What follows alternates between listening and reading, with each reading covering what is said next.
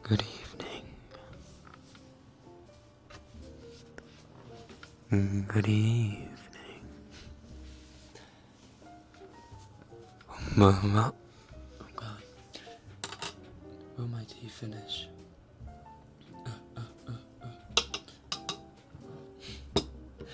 Sorry, I was almost late because I had to put in a cup of tea. It is freezing.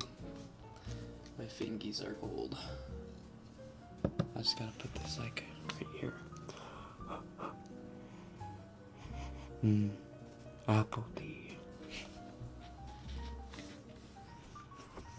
Hello. Hello.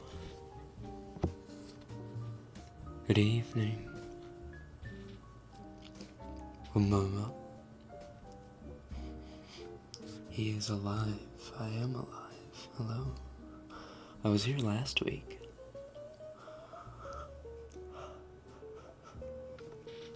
I was getting back into the work schedule this week.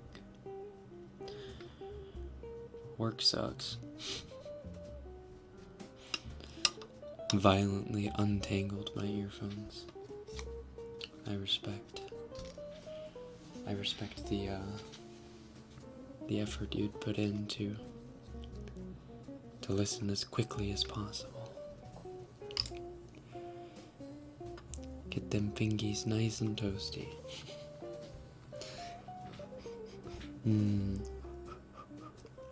Just a couple more, not minutes, I guess. Maybe half a minute more, and I'll put the old honey in.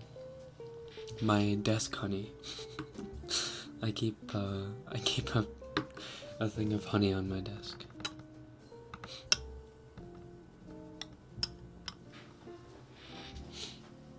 Konbanwa. 皆さん元気ですか？1週間は早いですね。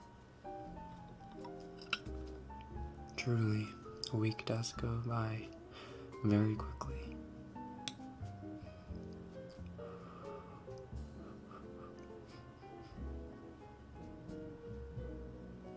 Who are these other people cheating on me? Yeah, I tend to cheat on everyone all at the same time, in the same room.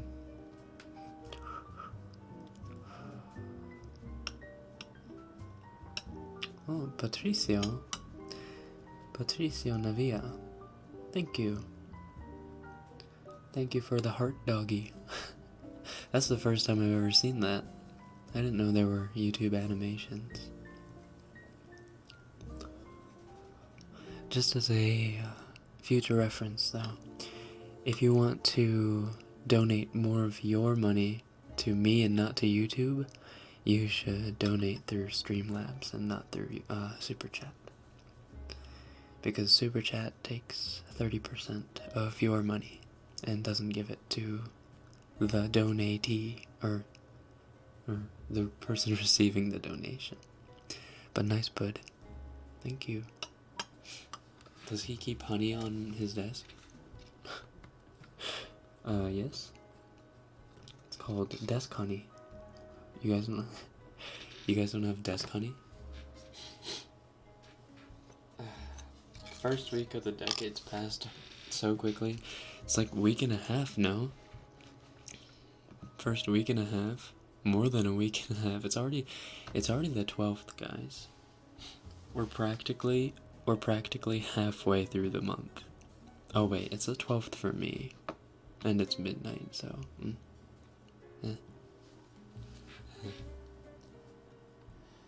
a bit late, sorry. Oh, you should be. Yanahing. Will this insufferable chair stop, please? That's because I've been eating too many Doritos. For sure. Okay, I think I can take the tea bag out now.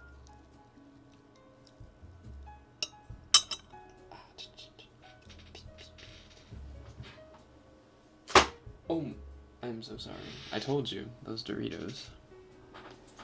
Maybe if I scooch up? Scooch back? If I scooch back? Oh, if I scooch back, there we go.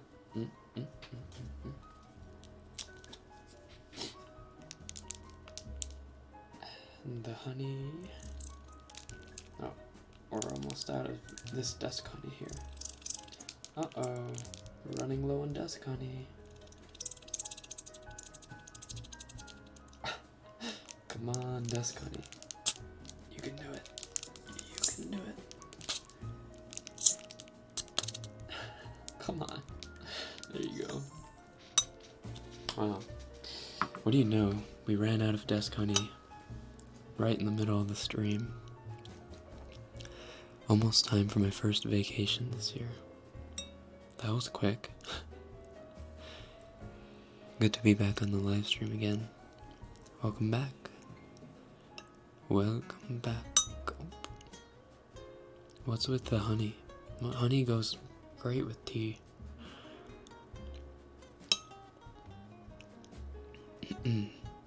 Doritos and desk honey, a proper meal. Indeed. Oh, I'm sorry to make you freak out. Due dates and such. Yeah, it's still the 11th for most of you. My nose.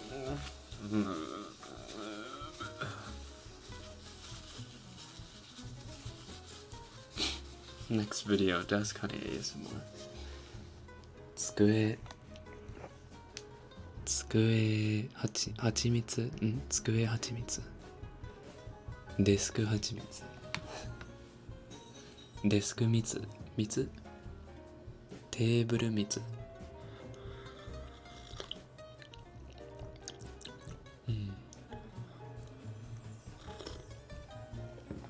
Music is a little loud for me.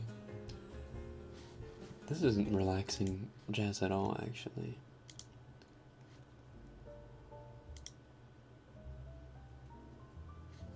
This is more like it.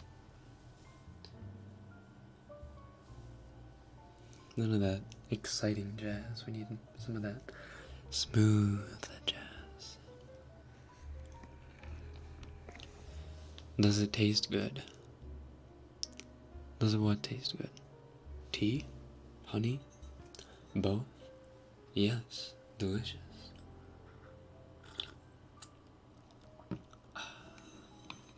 It's the 21st in Australia. Right. Because everything is upside down.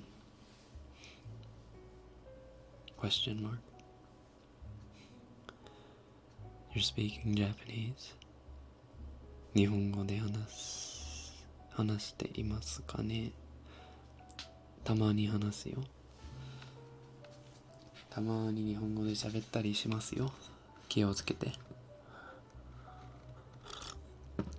お耳注意。お耳じゃなくて心注意。There was an eclipse? Was there? A solar or lunar eclipse? I can't hear you? You should be able to hear me. There's no reason for you to not be able to hear me.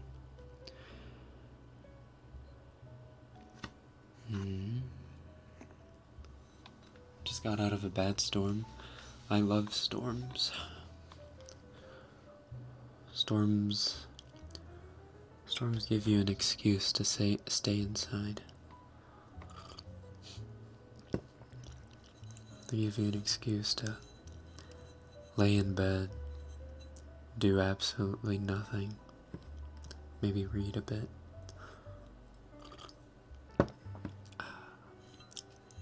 Hot cup of tea or coffee, whatever it is you prefer. What kind of tea is it? Apple tea. Just apple, not apple cinnamon. Just apple. A little bit of honey.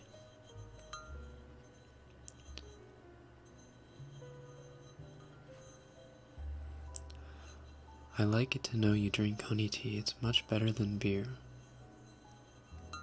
I don't drink beer anyway. I don't like beer. Is honey tea meant to be good for your throat? I would assume so.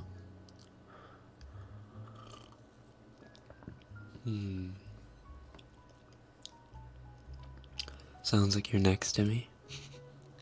Right next to you. Kinda creepy, but nice. That's welcome to ASMR with a 3DO.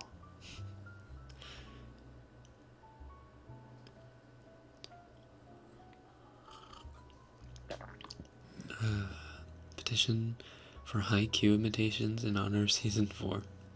No, if we start doing imitations and stuff, we're not gonna be able to relax.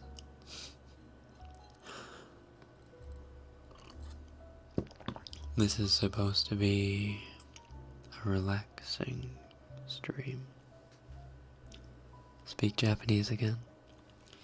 じゃあもう一回こっちに移動してから日本語で話そうか。Drinking is bad, period. No, I wouldn't say drinking is bad, period.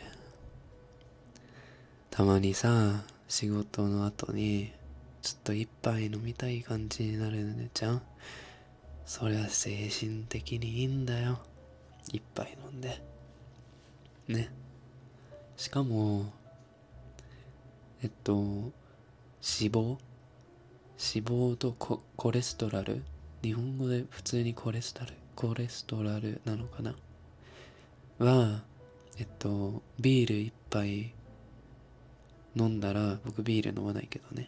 ビールあんま好きじゃないから。でもビール一杯飲んだら、なんかビールの成分、ビールの中の成分とか、なんとかが、なんかそれをね、血の中のコレステロールとか脂肪を動かすの。で、それが健康にまあいいってね、科学者さんたちがまあネットで調べたんだけどね。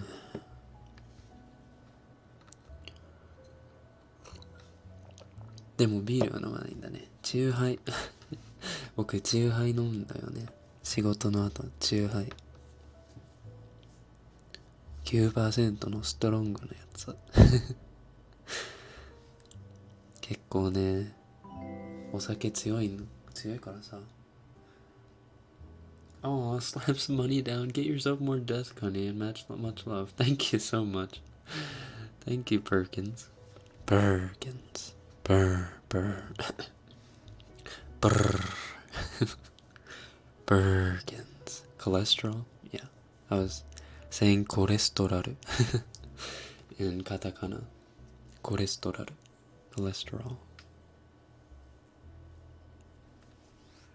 Fu. I love how fu, it's not foo or fa, it's fu.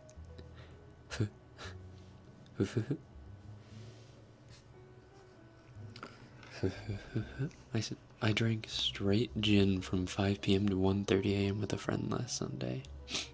We were watching SAO and needed it to live. I can get down with that. I mean, I'm not for drinking straight gin, but if I were watching SAO, I would probably need it too.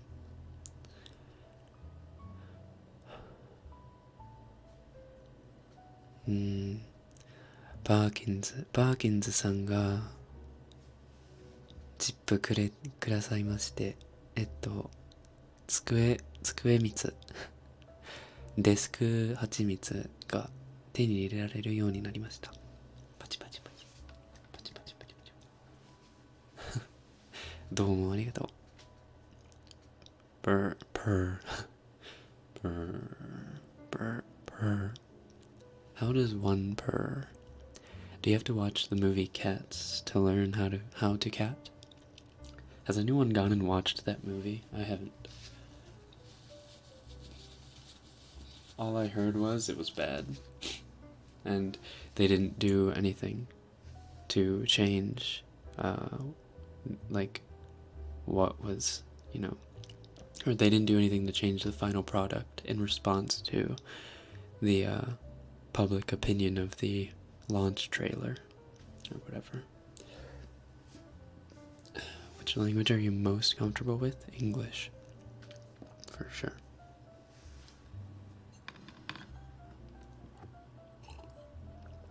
I'm fluent in Japanese, but I'm not native in Japanese.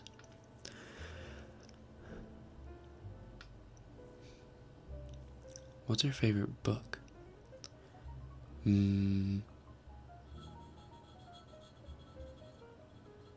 Probably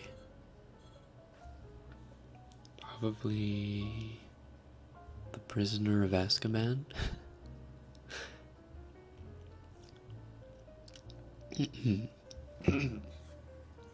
I can purr on out breath, really. Like that.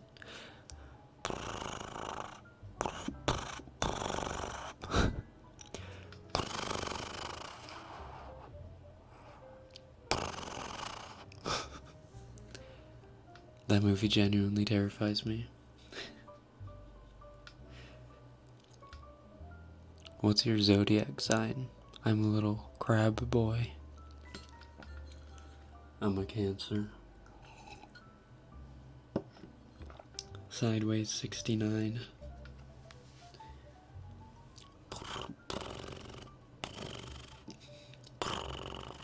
I vibrate my tongue to make a purring sound. Yeah, I guess that's what I'm doing.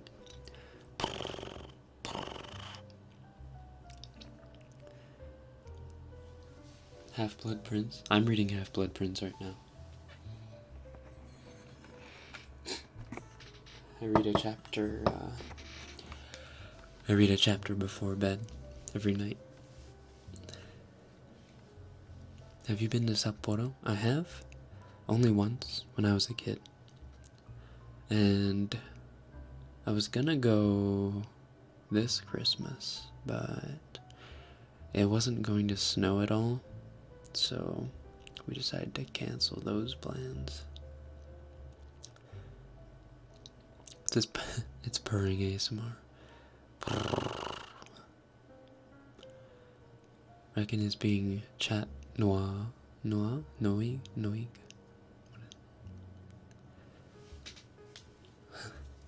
I'm a crab boy too, Paul.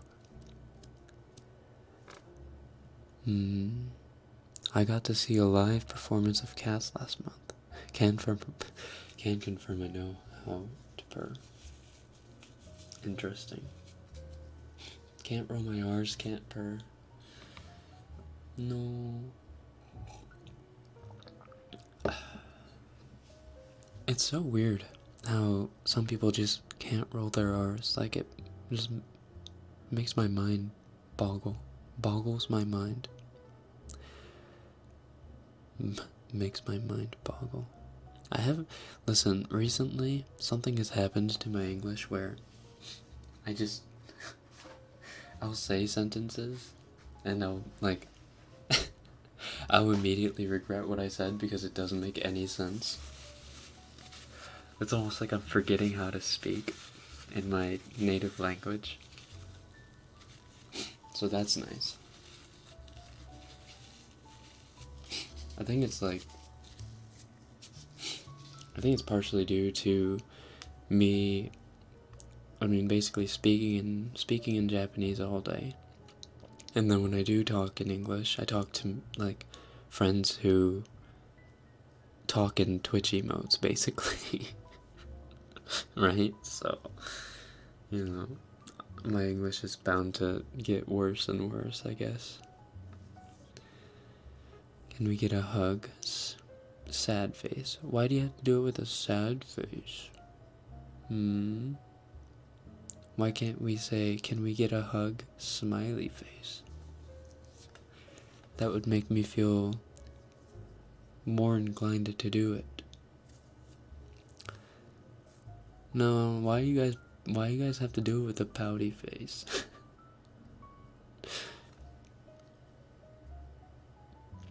Isn't it something with the length of the tongue? Is it short tongues that can roll R's, or is it long tongues that can roll R's?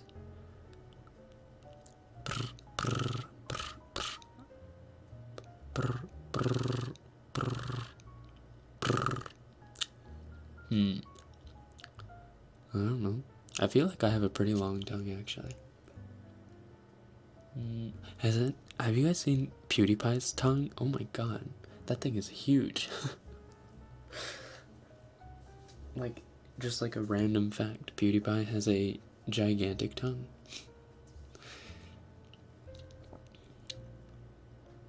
Can we get a hug? Smiley face. Okay.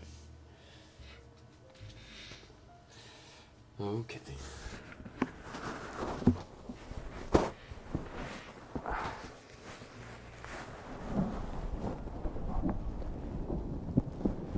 There. Oh my god. Oh my god. He's so picky. Oh my god.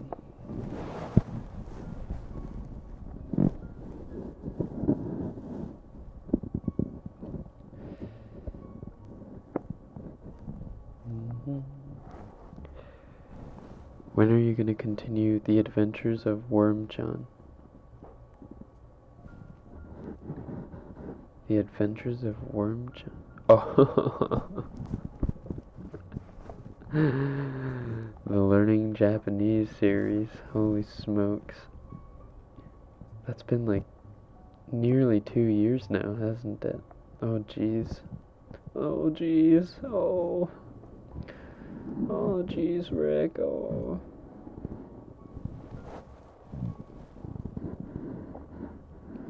Took my headphones off for 1 second and I come back to purring. I haven't been purring. Not in the last couple minutes.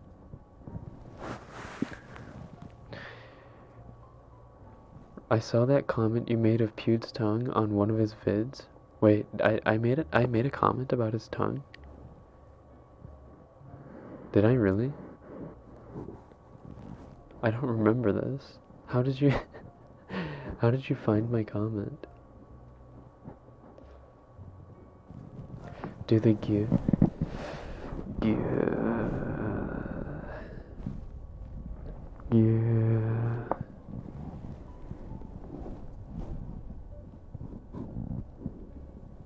Yeah. I wonder how you do the hug. I literally hug the mic. That's all I do. I just wrap my arms around the mic and squeeze.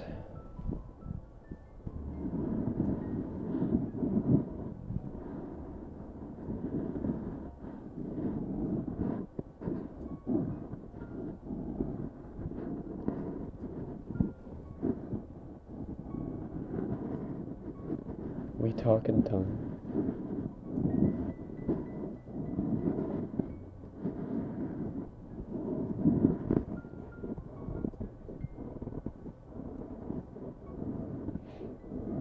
It's too late to say I hate drugs. Are drugs back in? Are drugs in again? Yeah. Thank you for a hug, smiley face. You're welcome, smiley face.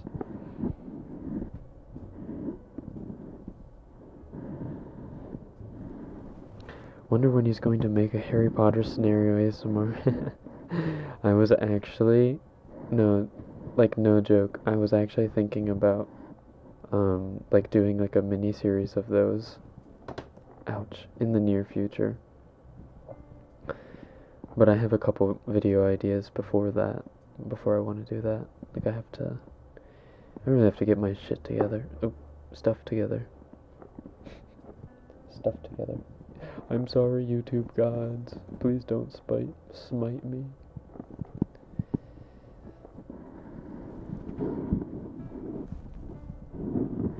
You gotta kiss the ears. The fans demand it. The fans.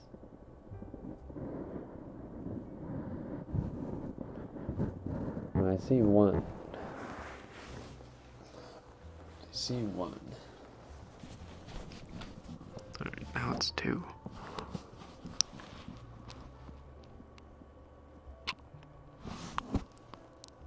Wait. It's not proper unless I moisten my lips. Because my lips are a bit chapped. Hold on. Do you have piercings? I do not.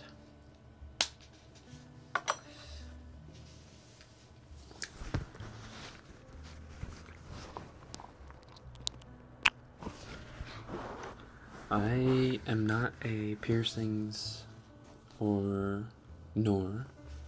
I'm not a piercings nor a tattoo person. I don't know. I don't have anything against them. And I think tattoos are honestly pretty cool, and if they weren't permanent, I would probably get one. But as of right now, they're permanent, so.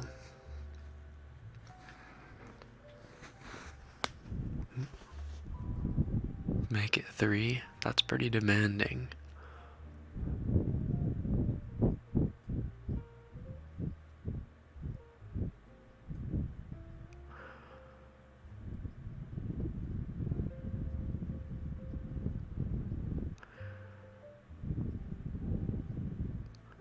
Don't spite me? No, I said don't smite me.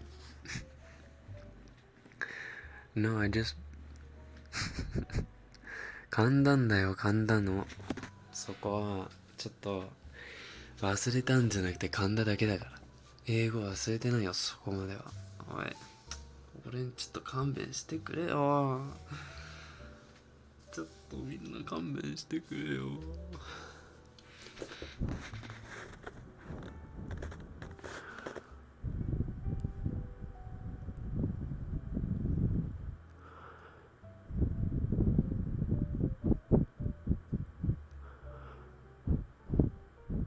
What's the brand of your lip balm?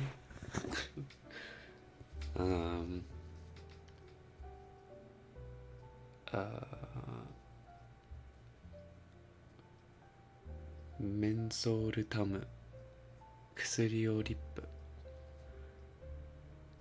Mentholatum. It's like there's a girl who's got an armband with an M on it. Quick relief.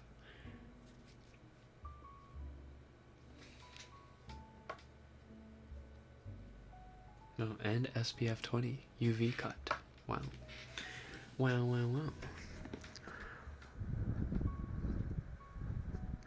Rekken is a top. It's been confirmed. Have we ever denied that I'm a top? Have we ever even wavered on that fact?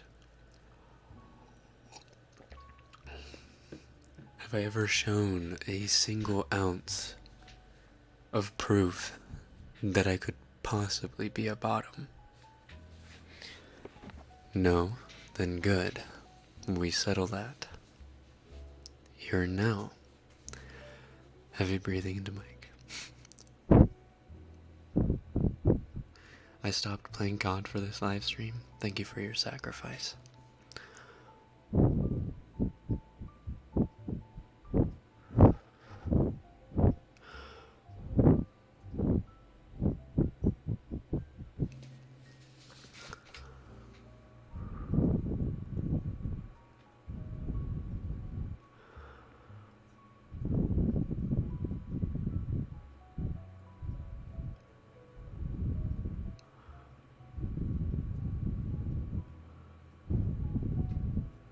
Drop your skincare routine. Sis, you don't want my skincare routine. I have a pimple that hasn't gone away for like 2 weeks. And I haven't touched it. Swear to God, I've just been washing it. And I don't have any like anti like pimple cream or the gel or whatever, because I haven't gotten pimples in ages. But I've got one that's pretty stubborn.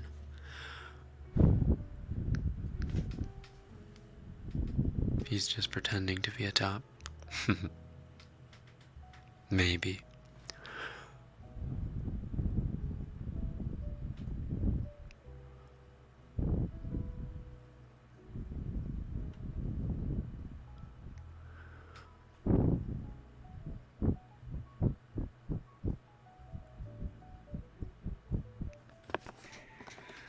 I wonder how multilingual people maintain their languages. You don't, unless you're speaking in all, both or all languages every day. You don't really maintain the language. You start to forget little bits here and there.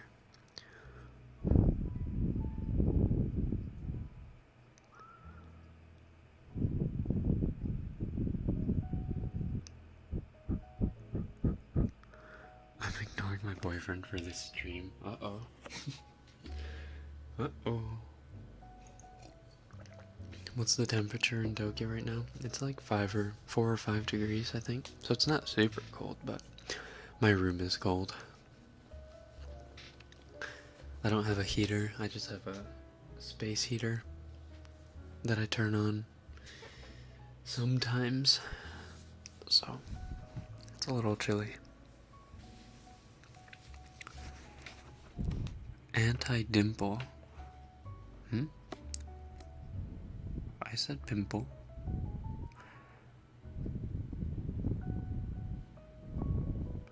Scratchy the ear. You are bottom, and even if you aren't, you should be. Oh. Okay. Is that how we really feel?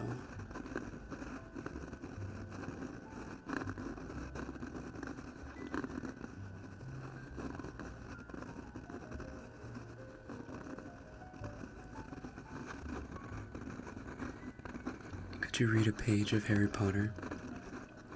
Yeah, we could read a little bit. We'll have to start where I'm at, though. I forget where I'm at. I'm at somewhere good, I'm pretty sure. Only bottoms have desk honey? No. Only tops who are only tops who are confident enough to have desk honey on their desk are tops.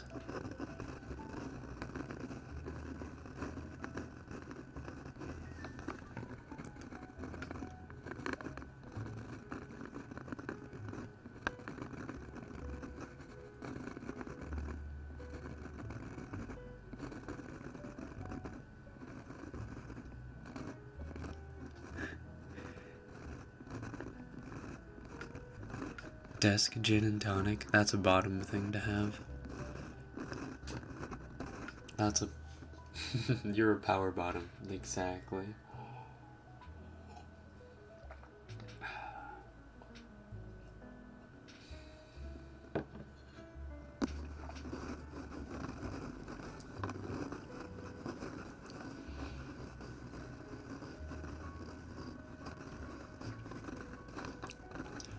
Can you please tell us one of your most embarrassing experiences?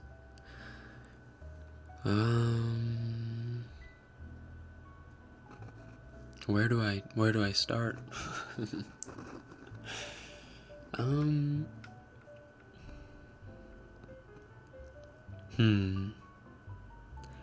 I remember, oh god, I used to be a super cringy, super soy boy teenager, and I just didn't know any better than, like, to be, like a hooligan.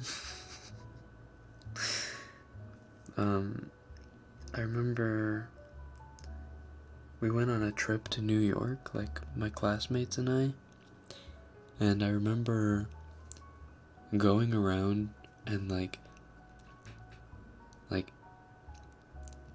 walking up to random New Yorkers and saying, "Hi, I eat rainbows," and then walking away. And all my friends would be laughing in the background. But now that I look back at it, I think they were laughing at me and not at, like, the act. They were probably just laughing at how freaking retarded I was. What else?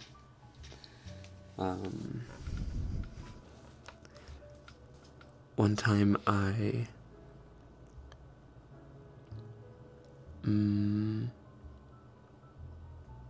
this wasn't really embarrassing. Actually, it was kind of funny. There's a fine arts camp. It's a, fancy way of saying band camp, but there's a fine arts camp called Blue Lake in Michigan, in the United States, and there's there's like the guy camp, or guy cabins, and like the guy part of the camp, and the girl cabins and the girl part of the camp, or whatever. And before lunch, usually everyone kind of, starts to congregate in the in like the middle central camp area. And it was a particularly hot day, and me and some of the boys, were waiting to get into lunch or whatever. And I was like, there was a group of girls that was kind of close by, like a big group of girls, like 20, 30 girls. And I don't know, I was feeling daring and really stupid. So I decided, hey, you know what? I want to do something kind of like retarded. So I motioned over to like two of my cabin mates. I was like, hey, I'm gonna go walk past the group of girls over there, and I'm gonna pretend to faint, or I'm gonna pretend that I get heat stroke or something and faint, okay? And you guys are gonna have to come and help me up, or like drag me back to, over here. And so sure enough, I nonchalantly just kind of walk to like the back of the pavilion, to where the girls can't see me, and I just like walk around and then in front of them, and I'm just walking back, or casually walking, and then I start to kind of drag a little bit, and then like put my hands to my head, and then I start to slow down, and then I actually just let myself flop onto the ground without catching myself. And then the 2 or 3 guys that I had told to come and get me, another 2 or 3 guys came with them, actually, because they were, everyone was kind of in on it. And then so we had like 5 or 6 guys drag me, basically. I have picture evidence of this, actually. Someone took a picture of this. 5 or 6 guys dragged me away from the girls, who some of them were looking really concerned. I had my eyes cracked open. Some of them looked really concerned. Some of them were laughing. All the guys were like, "Oh my god, he fainted!" Driving me back, and then we were high-fiving and stuff when we got back. We were like, "Yeah, we really showed those girls that." I don't know. I was just being stupid. Anyway, I'm getting all hot talking about this because it really does sound really stupid. I wonder if I can find actually that picture. I have picture evidence of this specific scenario I was talking about. Just a second.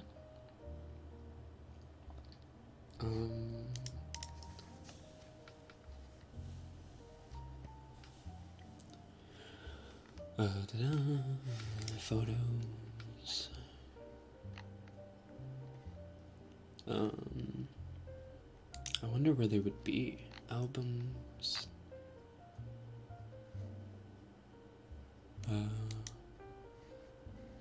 Nope.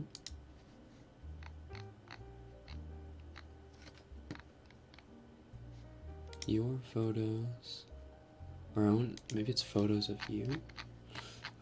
Listen, I don't know how Facebook works, honestly. So many pictures. Oh god, I'm so ugly. Oh god. How did I get through high school? Honestly, how did I?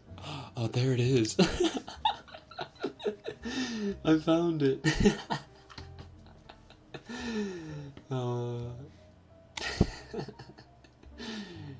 Wait. This is good. Hold on. What can I save it as?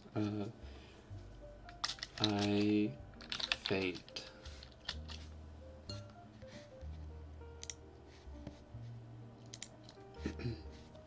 Hold on, I'll show you guys.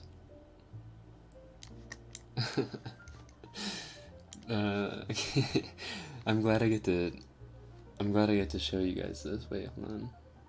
Is it display capture? Yeah. Yeah, just take a look. That's me. And they had dragged me a little ways, like past the benches and stuff, and we were.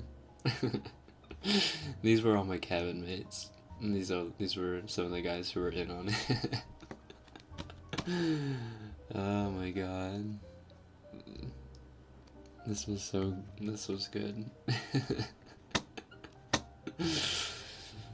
I forgot I had my stupid bag. I basically had like a fanny pack. What the hell was this? Oh my god, that was the orange and silver bag I used to have. God, I looked so stupid. Okay, no more display capture. Weep.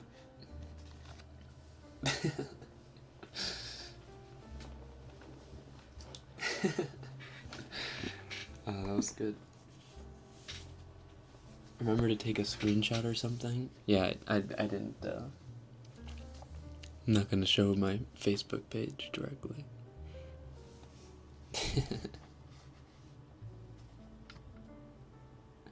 Matching clothes? Well, yeah, I was at a camp. We all had the same uniform, or not uniform, but we all had the same shirt.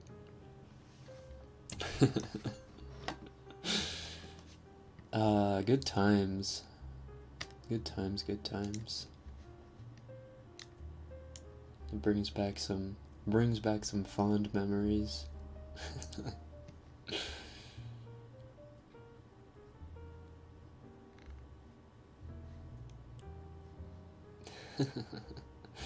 Oh, I love it.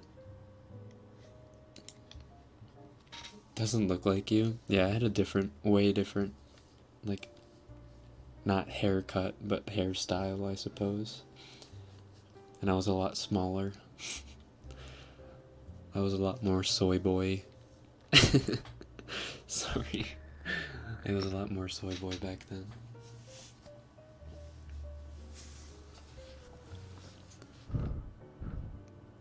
What did you play at band camp? I played the alto sax for like, what, 7, 8 years? Okay, let's do it. Kita! Yuki-san kita! ちょうど間に合ったぜ。耳マッサージに間に合ったぜ。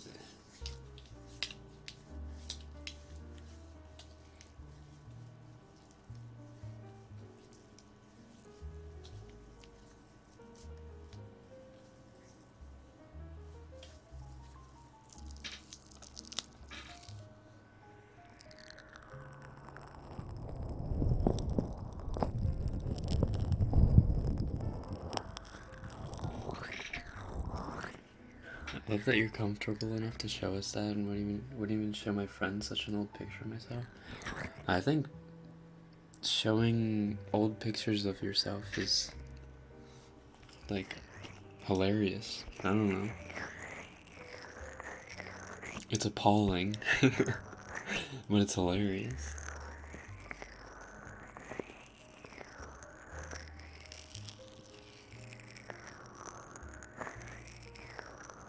Would you ever dye your hair a bright color? For sure. Your hair is temporary. And I think experimenting is totally fine.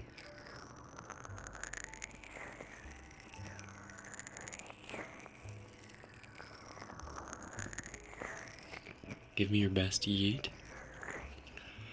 Yeet.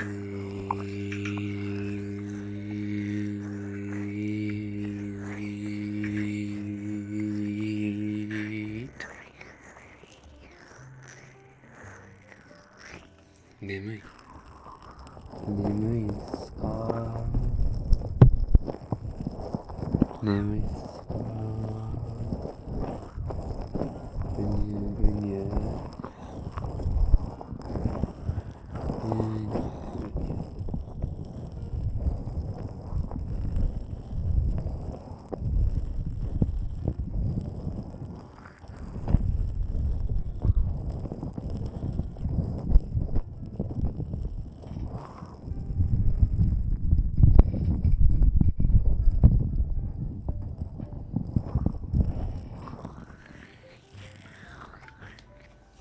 It's gonna be minus 12 Celsius soon. I'd rather be hot. No way.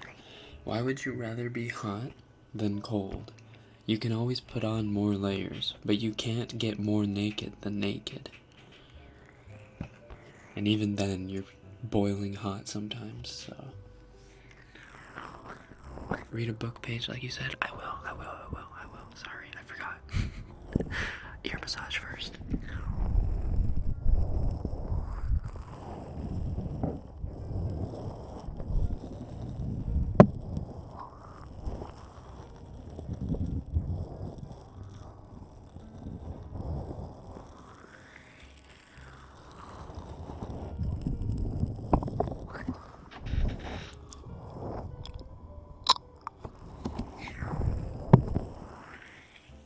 They sound like a fly.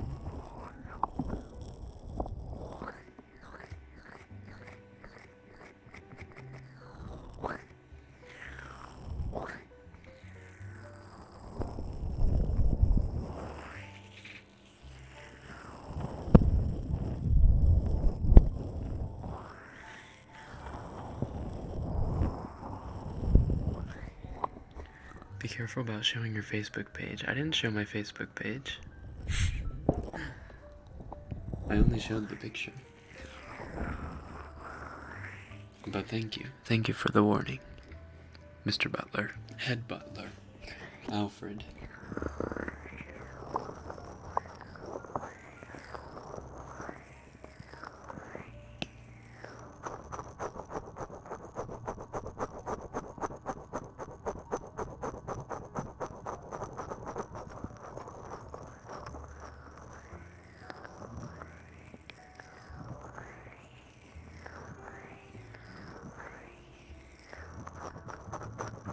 We can always get warmer, but it's harder to get warmer.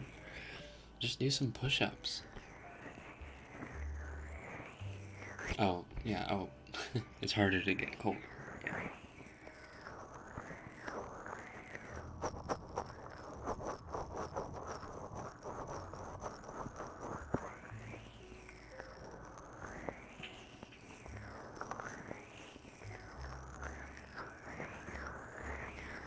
Toss a coin to the witchery, oh valley of plenty, oh valley of plenty, oh. Toss a coin to your witcher, oh valley of plenty. Toss a coin to your witcher, oh valley of plenty, oh valley of plenty, oh. Toss a coin to you, richer friend of humanity. Toss a coin to you, richer, oh valley of plenty. Valley of plenty, oh. Toss a coin to you, richer friend of humanity.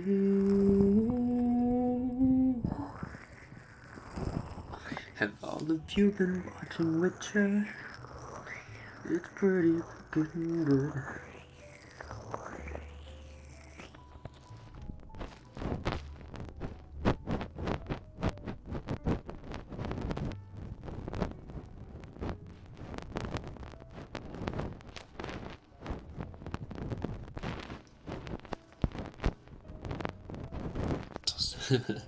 Toss a coin to you, Rekken. He's giving you tingles.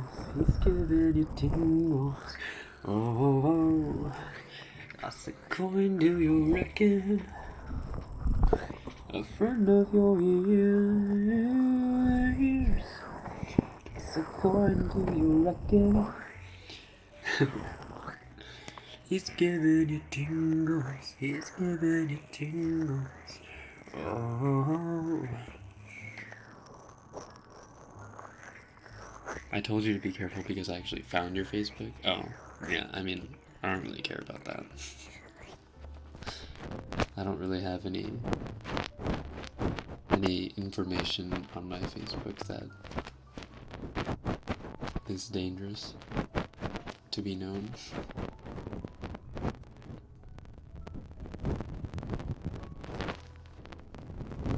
Toss a coin to your Rekken. He's giving you tingles. Toss a coin to your Rekken. That's actually pretty good. Maybe we should make that the new notification. the new donation notification. Toss a coin to your Rekken. He's giving you tingles.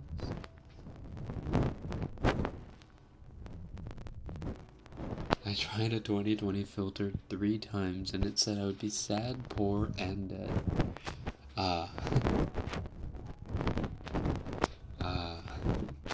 That's unfortunate.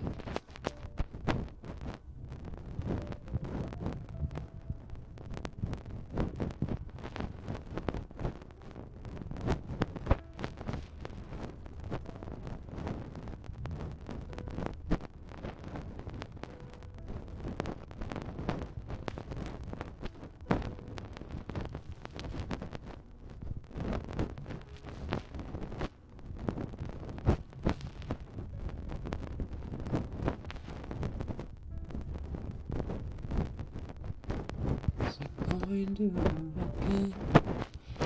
Oh, valley of plenty. Oh, valley of plenty. Oh.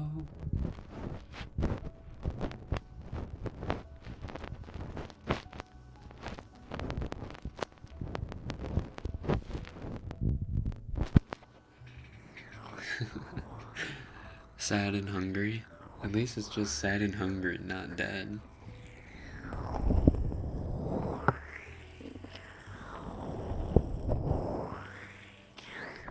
Please more left ear attention. すいません。もうちょっとこっちに気をつけます。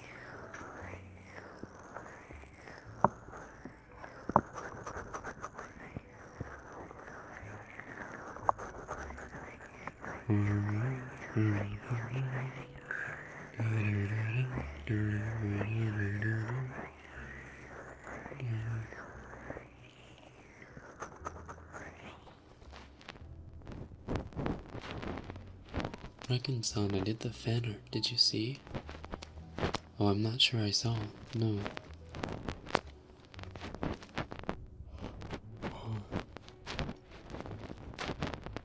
You're going to be the death of me.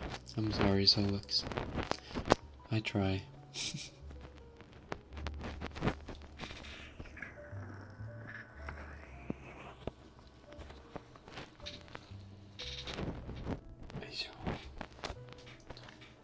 How far in are we? Oh, we're already 55 minutes in? Okay. Let's start reading then. Hold on. I shall bring the book over.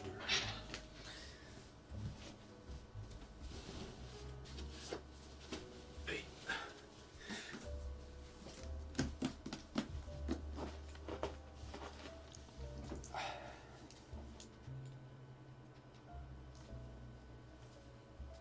Actually, I need water too.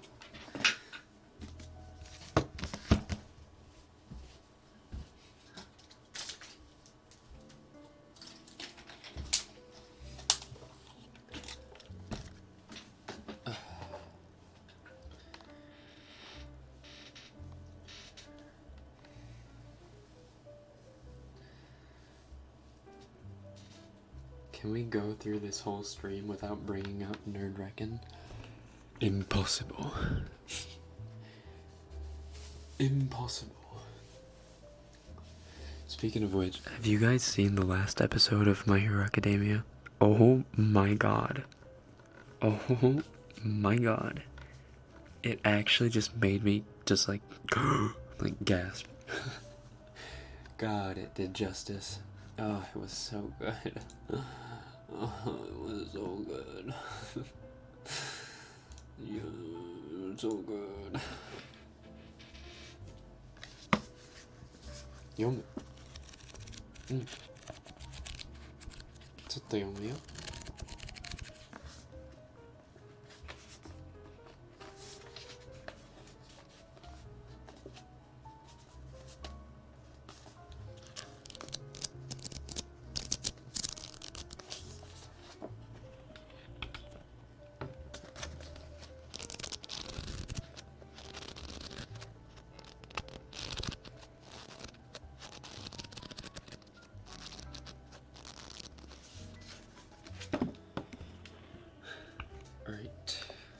Let's, you know what we can do to set the mood a little bit better?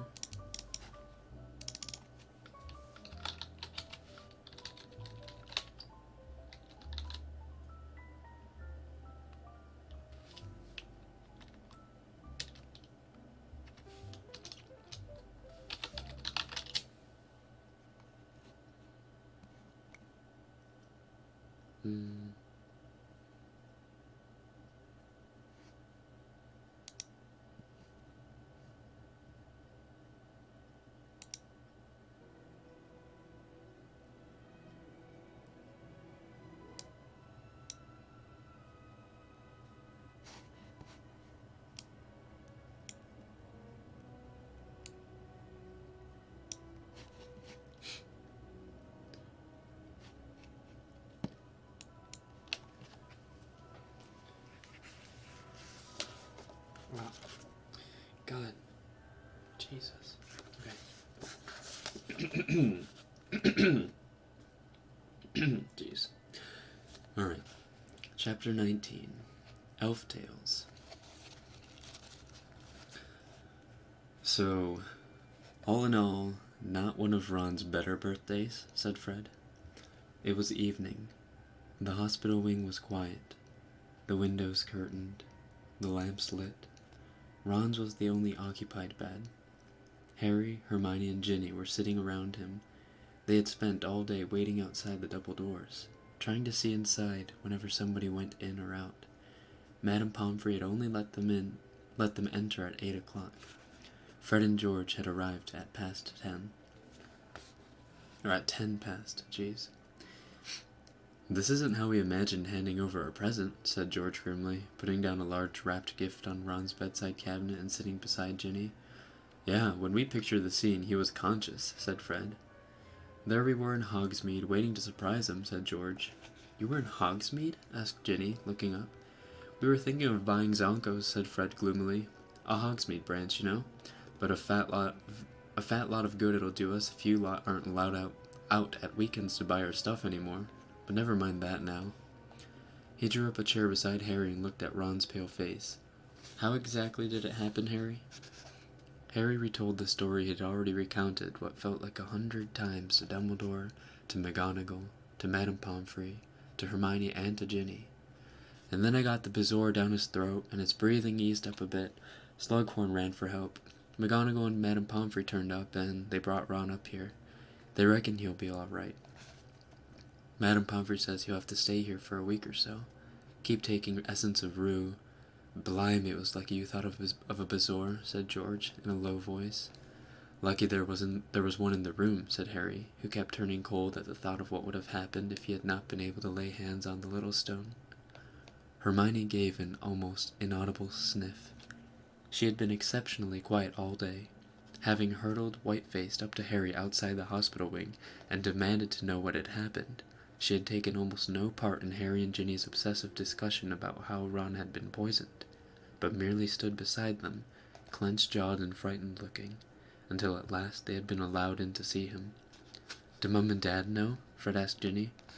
"They've already seen him. They arrived an hour ago. They're in Dumbledore's office now, but they'll be back soon." There was a pause while they all watched Ron mumble a little in his sleep. "So, the poison was in his drink?" said Fred quietly. "Yes," said Harry at once. He could think of nothing else and was glad for the opportunity to start discussing it again. Slughorn poured it out.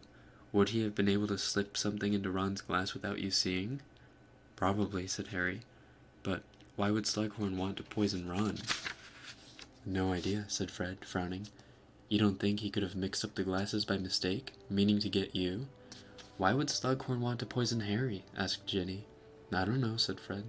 "But there must be loads of people who'd like to poison Harry, mustn't there? The chosen one and all that." "So you think Slughorn's a Death Eater?" said Ginny. "Anything's possible," said Fred darkly. "He could be under the Imperious Curse," said George. "Or he could be innocent," said Ginny. "The poison could have been in the bottle, in which case it was probably meant for Slughorn himself." "Who'd want to kill Slughorn?" "Dumbledore reckons Voldemort wanted Slughorn on his side," said Harry. "Slughorn was in hiding for a year, before he came to Hogwarts, and he thought of a memory Dumbledore had not yet been able to extract from Slughorn. And maybe Voldemort wants him out of the way. Maybe he thinks he could be valuable to Dumbledore." "But you said Slughorn had been planning to give that bottle to Dumbledore for Christmas," Ginny reminded him. "So the poisoner could just as easily have been after Dumbledore." "Then the poisoner didn't know Slughorn very well," said Hermione, speaking for the first time in hours, and sounding as though she had a bad head cold. "Anyone who thinks I have a bit of a head cold right now. Anyone who knew Slughorn would have known there was a good chance he'd keep something that tasty for himself." Croaked Ron unexpectedly from between them. They all fell silent, watching him anxiously, but after muttering incomprehensibly for a moment, he merely started snoring. The dormitory doors flew open, making them all jump. Hagrid came striding towards them, his hair rain-flecked, his bearskin coat flapping behind him, a crossbow in his hand, leaving a trail of muddy dolphin-sized footprints all over the floor. "Been in the forest all day," he panted. "Aragog's worse. I've been reading to him. Didn't get up to dinner till just now, and then Professor Sprout told me about Ron. How is he?" "Not bad," said Harry. "They say he'll be okay." "No more than 6 visitors at a time," said Madame Pomfrey, hurrying out of her office. Hagrid makes 6, George pointed out. "Oh, yes," said Madame Pomfrey, who seemed to have been counting Hagrid as several people, due to his vastness. To cover her confusion, she hurried off to clear up his muddy footprints with her wand. "I don't believe this," said Hagrid hoarsely, shaking his great shaggy head as he stared down at Ron. "Just don't believe it. Look at him lying there. Who'd want to hurt him, eh?" "That's just what we were discussing," said Harry. "We don't know." Someone couldn't have had a grudge against the Gryffindor Quidditch team, could they? That's Hagrid. "Someone couldn't have had a grudge against the Gryffindor Quidditch team, could they?" said Hagrid anxiously. "First Katie, now Ron." "I can't see anyone trying to bump off a Quidditch team," said George. "Wood might have done the Slytherins in, if he could have got away with it," said Fred fairly. "Well, I don't think it's Quidditch, but I think there's a connection between the attacks," said Hermione quietly. "How do you work that out?" asked Fred. "Well, for one thing, they both ought to have been fatal and weren't, although that was pure luck. And for another, neither the poison nor the necklace seems to have reached the person who was supposed to be killed. Of course," she added broodingly, that makes the person behind this even more dangerous in a way, because they don't seem to care how many people they finish off before they actually reach their victim. Before anybody could respond to this ominous pronouncement, the dormitory doors opened again, and Mr. and Mrs. Weasley hurried up the ward. They had done no more than satisfy themselves that Ron would make a full recovery on their last visit to the ward. Now Mrs. Weasley seized hold of Harry and hugged him very tightly. "Dumbledore's told us how you saved him with the Bazour," she sobbed. "Oh, Harry, what can we say? You saved Ginny, you saved Arthur, now you've saved Ron." "Don't be... I didn't," muttered Harry awkwardly. Half our family does seem to owe you their lives, now I stop and think about it," Mr. Weasley said in a constricted voice. "Well, all I can say is that it was a lucky day for the Weasleys when Ron decided to sit in your compartment on the Hogwarts Express, Harry." Harry could not think of any reply to this, and was almost glad when Madame Pomfrey reminded them again that there were only supposed to be 6 visitors around Ron's bed. He and Hermione rose at once to leave, and Hagrid decided to go with them, leaving Ron with his family. "It's terrible," growled Hagrid into his beard, as the 3 of them walked back along the corridor to the marble staircase. "All this new security, and kids are still getting hurt. Dumbledore's worried sick.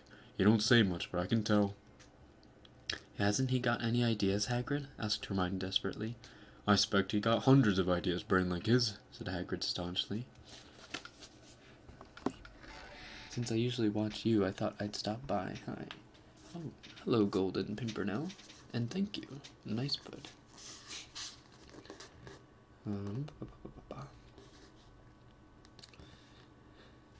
But he doesn't know who sent that necklace, nor who put the poison in that wine, or they'd have been caught, wouldn't they? What worries me," said Hagrid, lowering his voice and glancing over his shoulder. Harry, for good measure, checked the ceiling for Peeves. "is how long Hogwarts can stay open if kids are being attacked. Chamber of Secrets all over again, isn't it? There'll be panic, more parents taking their kids out of school. Next thing you know, the Board of Governors." Hagrid stopped talking as the ghost of a long-haired woman drifted serenely past, then resumed in a hoarse whisper. "The Board or the Governors will be talking about shutting us up for good." "Surely not," said Hermione, looking worried. "Gotta see it from their point of view," said Hagrid heavily. "I mean, it's always been a bit of a risk sending a kid to Hogwarts, hasn't it? You expect accidents, don't you, with hundreds of underage wizards all locked up together? But attempted murder, that's different. There's no wonder Dumbledore's angry with Snape." Hagrid stopped in his tracks, a familiar guilty expression on what was visible of his face above his tangled black beard. "What?" said Harry quickly. "Dumbledore's angry with Snape?" "I never said that," said Hagrid, though his look of panic could not have been a bigger giveaway. "Oh, look at the time. It's getting on for midnight. I need to..." "Hagrid, why is Dumbledore angry with Snape?"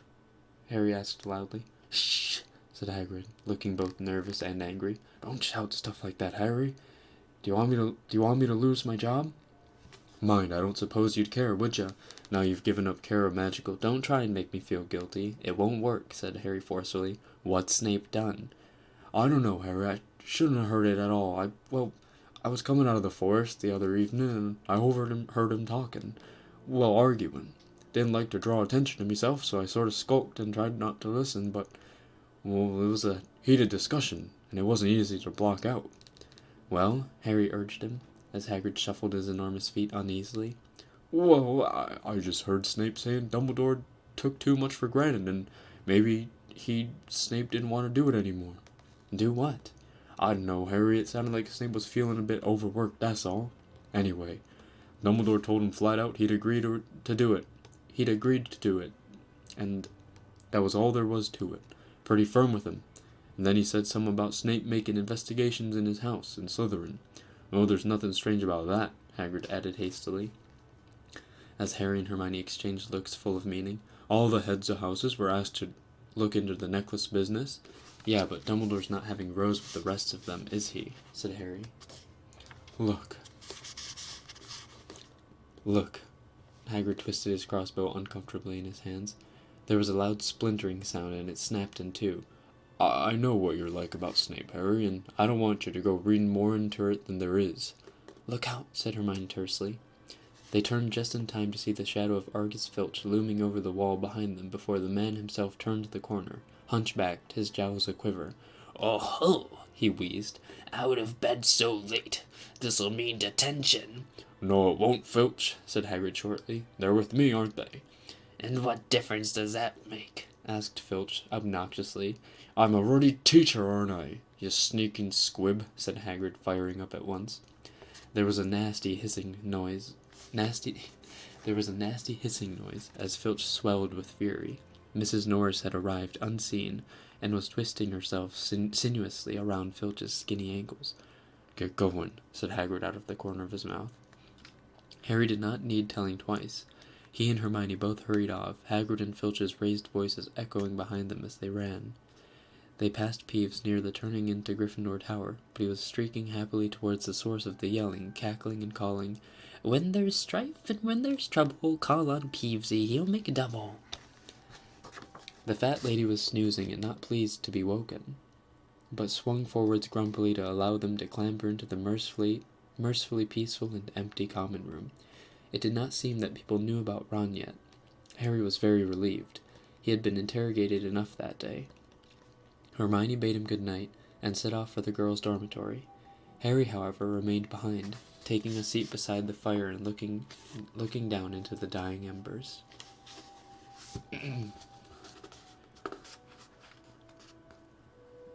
This one's the Half-Blood Prince, guys.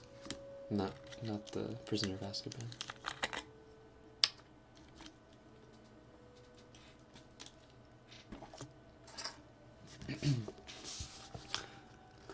So Dumbledore had argued with Snape. In spite of all he had told Harry... Oh, let's switch sides again.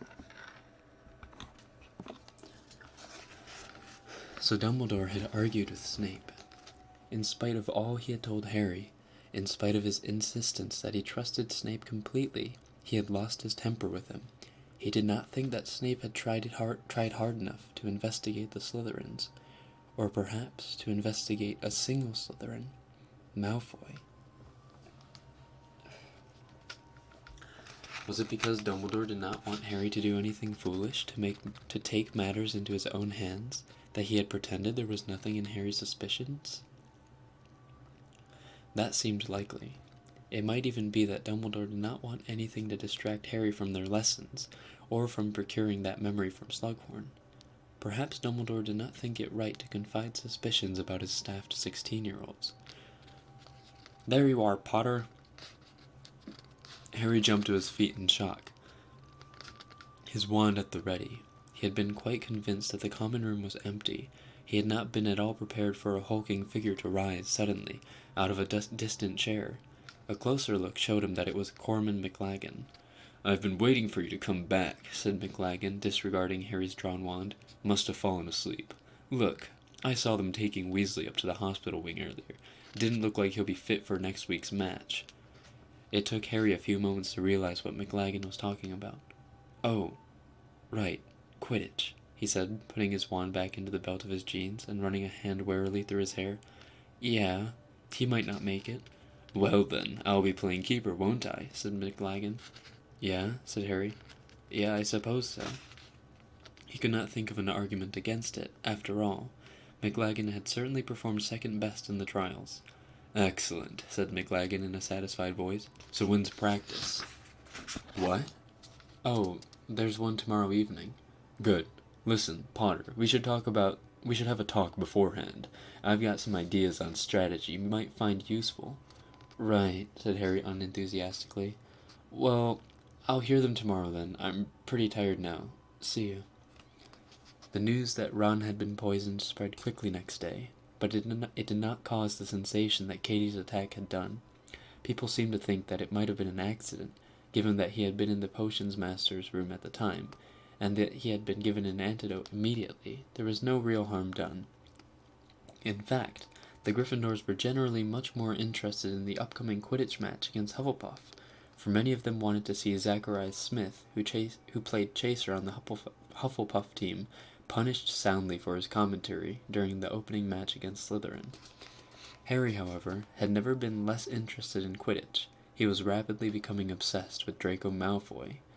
Still checking the Marauder's map whenever he got a chance, he sometimes made detours to where Malfoy happened to be, but had not yet detected him doing anything out of the ordinary. And still there were those inexplicable times when Malfoy simply vanished from the map.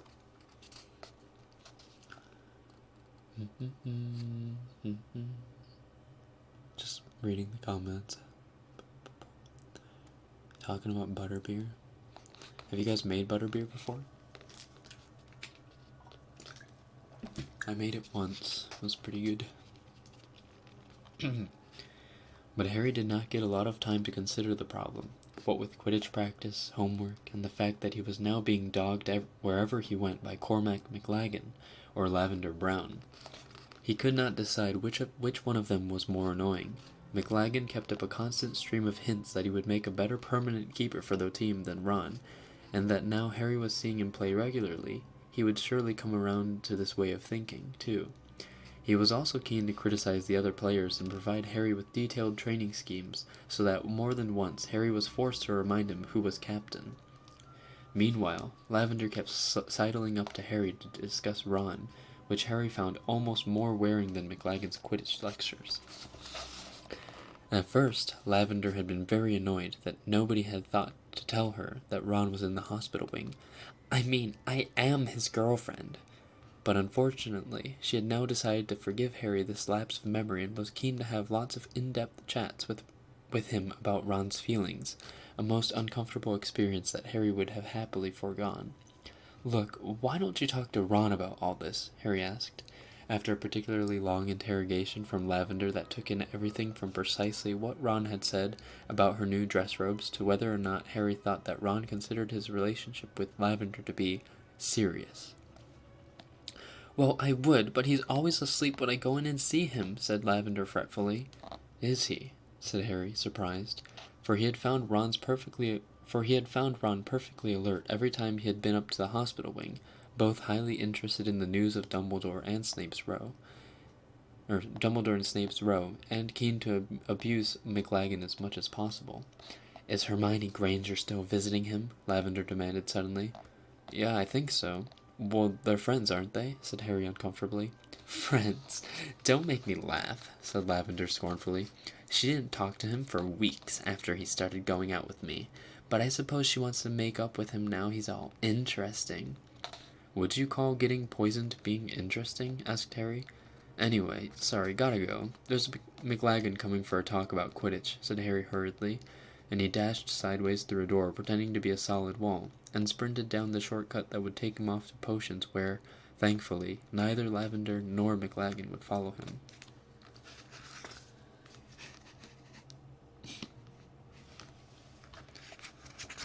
How much more?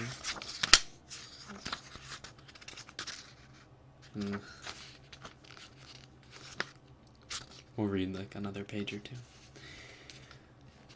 On the morning of the Quidditch match against Hufflepuff, Harry dropped in on the hospital wing before heading down to the pitch. Ron was very agitated. Madame Pomfrey would not let him go down to watch the match, feeling it would overexcite him. So how's McLaggen shaping up? He asked Harry nervously, apparently forgetting that he had already asked the same question twice. I've told you, said Harry patiently. He would be world-class and I wouldn't want to keep him. He keeps trying to tell everyone what to do. He thinks he could play every position better than the rest of us. I can't wait to be shot of him. And speaking of getting shot of people, Harry added, getting to his feet and picking up his firebolt, will you stop pretending to be asleep when Lavender comes to see you? She's driving me mad as well. Oh, said Ron, looking sheepish. Yeah, all right. If you don't want to go out with her anymore, just tell her, said Harry. Yeah, well, it's not that easy, is it? Said Ron. He paused. Hermione going to look in before the match? He added casually. No, she's already gone down to the pitch with Ginny. Oh, said Ron, looking rather glum. Right. Well, good luck. Hope you hammer Smith. I'll try, said Harry, shouldering his broom. See you after the match.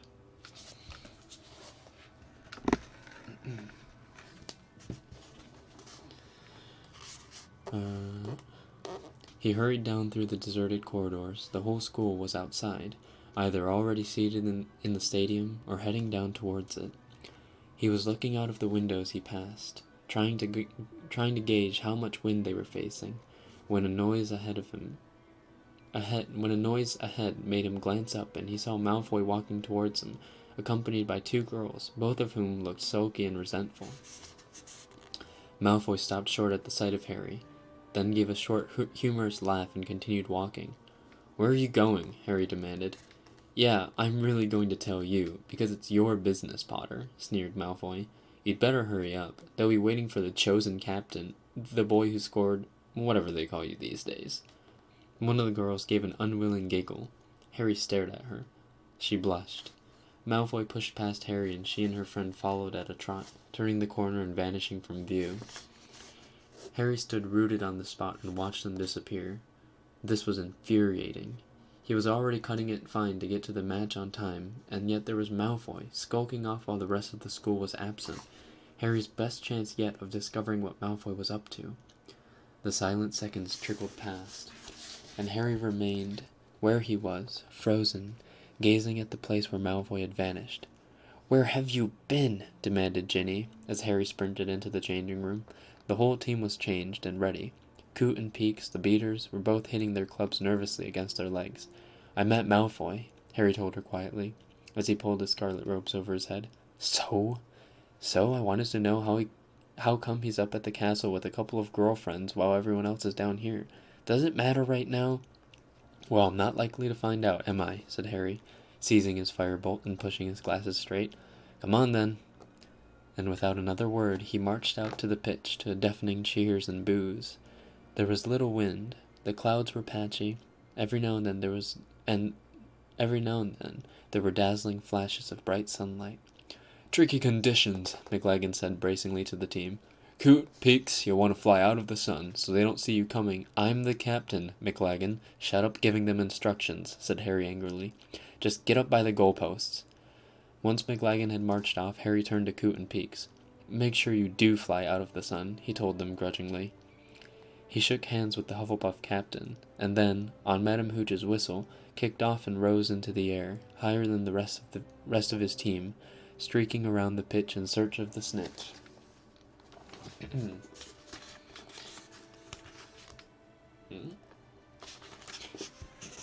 If he could catch it good and early, there might be a chance he could get back up to the castle, seize the Marauder's map, and find out what Malfoy was doing. "And that's Smith or Hufflepuff with the quaffle," said a dreamy voice, echoing over the grounds. "He did the commentary last time, of course, and Ginny Weasley flew into him. I think probably on purpose. It looked like it. Smith was being quite rude about Gryffindor. I expect he regrets that now he's playing them. Oh, look, he's lost the quaffle. Ginny took it from him. I do like her. She's very nice." Harry stared down at the commentator's podium. Surely nobody in their right mind would have let Luna Lovegood commentate, but even from above there was no mistaking that long, dirty blonde hair, or the necklace of butterbeer corks. Beside Luna, Professor McGonagall was looking slightly uncomfortable, as though she was indeed having second thoughts about this appointment. "But now that big Hufflepuff player's got the quaffle from her. I can't remember his name. It's something like Bibble... No, Buggins. It's Codwaddler," said Professor McGonagall loudly from beside Luna. The crowd laughed. Harry stared around for the snitch. There was no sign of it. Moments later, Codwaddler scored. McLagan had been shouting criticism at Ginny for allowing the quaffle out of her possession, with the result that he had not noticed the large red ball soaring past his right ear. "McLagan, will you pay attention to what you're supposed to be doing and leave everyone else alone?" bellowed Harry, wheeling round to face his keeper. "You're not setting a great example," McLagan shouted back, red-faced and furious. "And Harry Potter's now having an argument with his keeper," said Luna serenely, while both Hufflepuffs and Slytherins below in the crowd cheered and jeered. "I don't think that'll help him find the snitch, but maybe it's a clever ruse." Swearing angrily, Harry spun around and set off around the pitch again, scanning the skies for some sign of the tiny winged golden ball. Frickin' Luna. God, you gotta love Luna.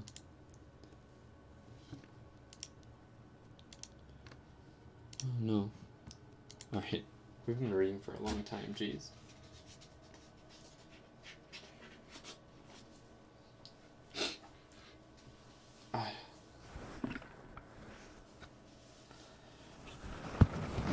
do some last minute real ASMR noises.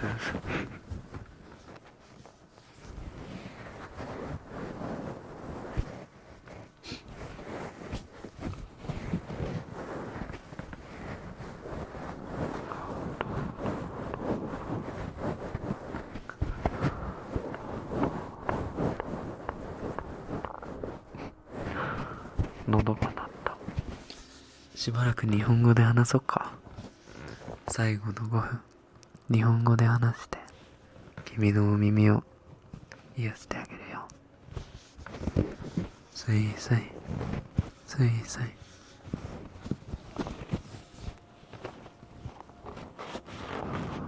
ポフポフポフポフポフポフ。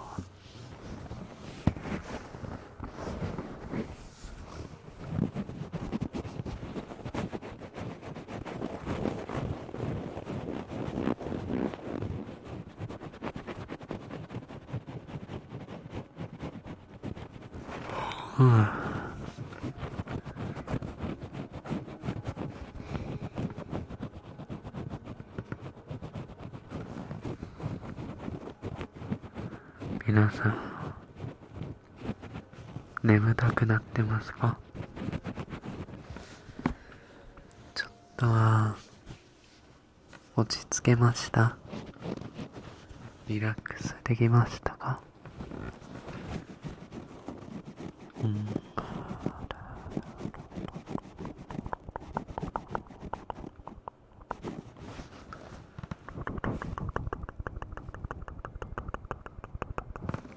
？We ever do a video just for the members of your YouTube? Yes. I swear to God, I cross my heart, hope to die, I will. Please just be patient with me.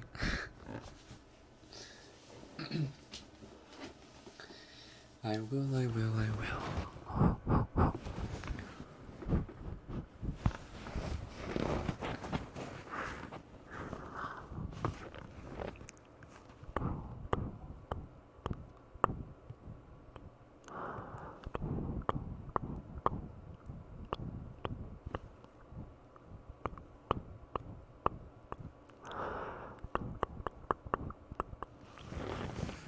今日は寝る前に何しようかな。寝る前にちょっと食べて、その後ちょっとスカイリム遊びたいな。いやー、またハマっちまったんだよね。よくないよ、時間の無駄だよ。でも止められない。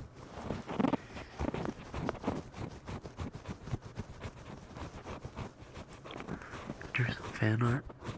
We're gonna send it to you. You can send it via Twitter. You can send it via Discord. You can send it via Instagram. Wherever. You can just, like, post it on your Instagram and tag me if you want. I don't mind.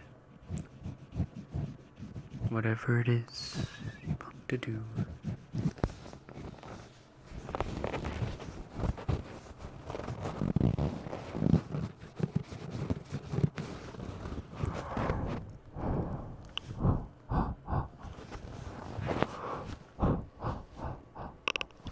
God, what the hell was that?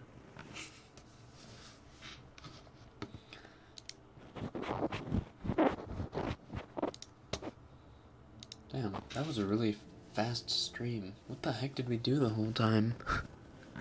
I only read for like, what, 15-20 minutes? What the heck did we do the rest of the time? Huh. Alright, well.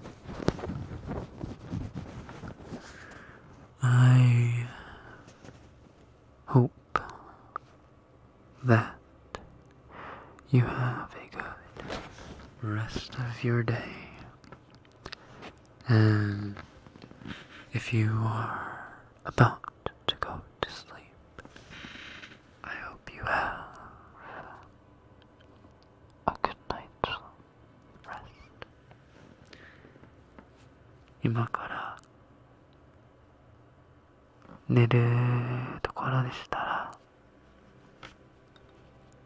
おやすみなさい。いい夢を見てくださいね。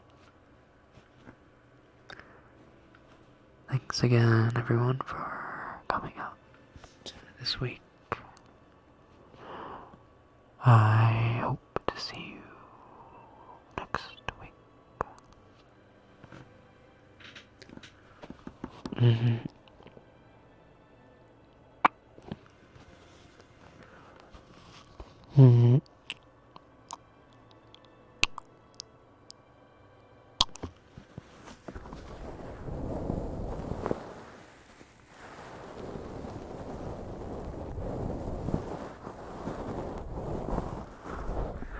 O yasumi.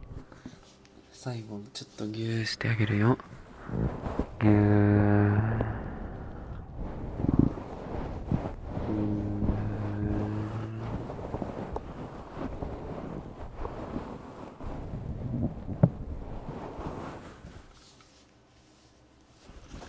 Good night. Good night. おやすみ。おやすみ。See you next week.